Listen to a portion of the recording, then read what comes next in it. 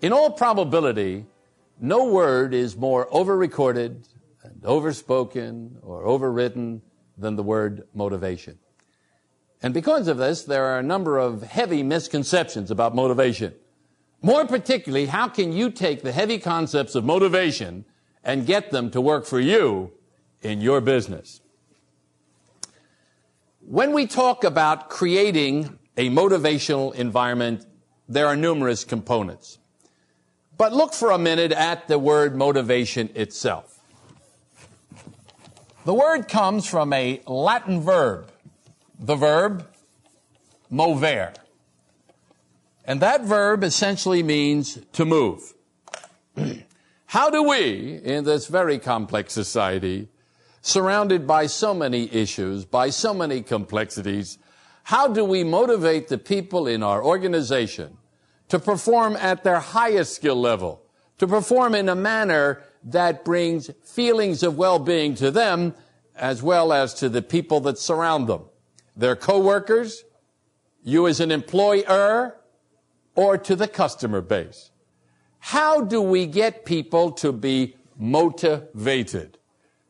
Now, as someone that has made over 3,800 professional speeches to groups as small as 50 or to crowds the size of 25,000 plus in an arena, and frequently being billed as a motivational speaker, I have this to say.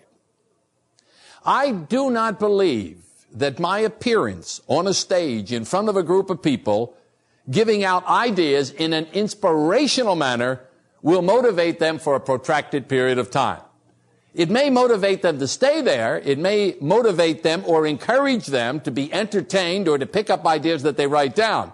But to motivate someone, to motivate them, is to understand all of the basic rules of motivation, which I will cover in a moment. Not uncommon to misuse this word and confuse it with the words inspiration. You see, when I make a speech, I'm expected to be inspirational.